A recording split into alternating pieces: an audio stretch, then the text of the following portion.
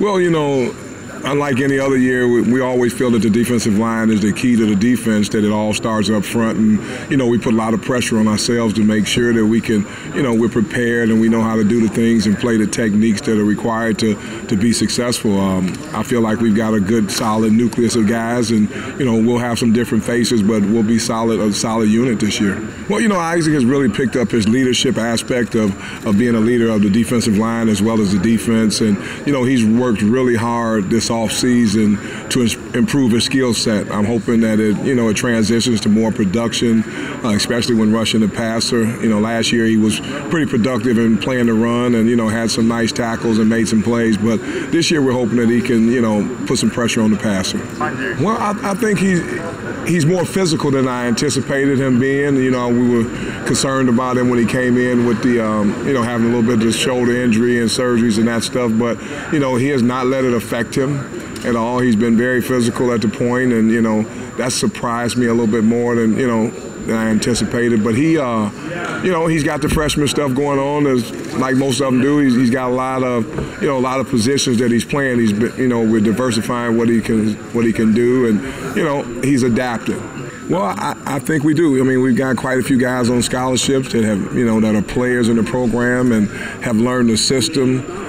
They all kind of bring a different skill set. And on the defensive front, you're going to need everybody at some point. So it's good that we've got those numbers, and hopefully guys continue to develop, and whenever their number is called, they're ready to produce. I haven't spent a lot of time on them just yet. I'm just trying to make sure we're prepared. But, I peeked at those guys during the spring. And, Texas is Texas. They'll have a good football team. The quarterback, has got a spring under his belt now. And I'm sure that if he is the guy that they decide to go to, that he'll be effective and they'll play within their, in their game plan and not do too much with him, so that he can be a sound player for him. Yeah, no question. With these high tempo offenses, you have to have guys that that have more athleticism, probably not as much bulk, but the ability to turn direction and change direction and run. And sometimes you can't get guys off the field. You can't get substitutions the way you used to in the past. And you got to be able to have those guys that can play both the run and the pass and be effective and hold up. So it kind of changes the types of players that you play with. Well, you got to remember Jerry was just a freshman.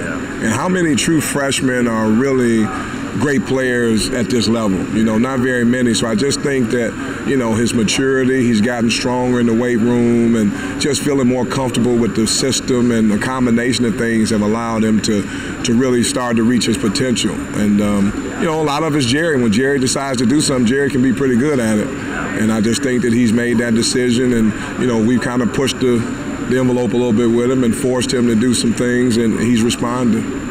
I think part of it was a mental thing with Jerron. He's coming off the injuries, and he found out that he can run and play and put pressure on his foot and on his knees and all that sort of stuff. And I think after week one of training camp and our OTAs, that he started to do a little bit more and do a little bit more, and the light just came on. He got fully engaged and like, hey, I can do this again. And he's had a great few, the past few days have been really, really good for him.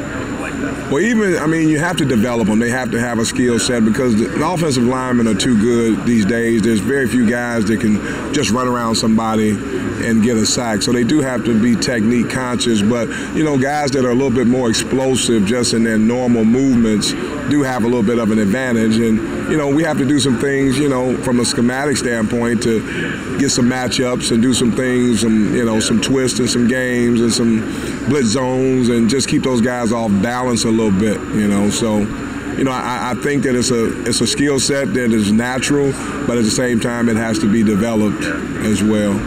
Trombetti's had a pretty good camp. Matter of fact, we just got done watching tape today, and today might have been one of the best days that he's had. Trombetti's played a lot of football here, and, I feel a great level of consistency and confidence in knowing that he's going to go out there and do the right things. I just got to get him to keep improving and become more productive at this point. But he's a solid football player that you can count on. Well, the biggest thing is just being disciplined.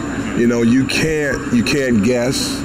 You know, you got to believe your keys and trust your keys. If the tackle block's down, you got to close down and know I'm taking a dive or whatever it may be, whatever we scheme up. You have to be disciplined and believe that your teammates are going to do the job they need to do, and understand that you're going to get cut. You know, guys are going to cut you to the ground, and you got to anticipate that and get back up and continue to play football.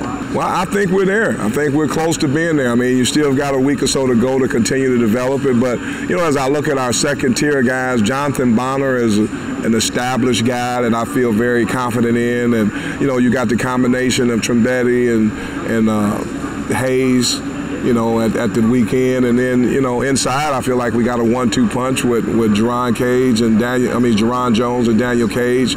So we're there. I'm trying to, you know, a 3 technique. I'm still in the development stage with Tillery, but I feel like we've got a good combination of, you know, at least a 2 deep at every position.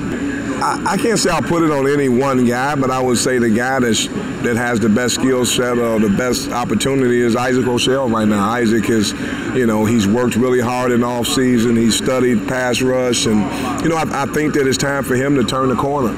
And we got some young guys that, you know, with Dalen and Julian and Trombetti, everybody's getting better in their pass rush. We just have to, you know, not do it in practice and do it in some games. So I think, you know, it'll be by committee, but I think Isaac is probably the guy that should lead us first. You know? Well, Ali's development has been a little bit slower, and, you know, because of the depth that we had at that position, initially he was recruited to play really the same position as Julian, and we end up moving Dalen over there out of necessity. So we end up moving him to the big end position, which he's not really suited for at this point. And if we stay with it, you know, he's going to have to put on a little bit more weight and develop a little bit. But he's shown a great deal of toughness, and, you know, you never know during the course of the season, but he's a guy that, you know, his development is a little slower because of where we've had to put him.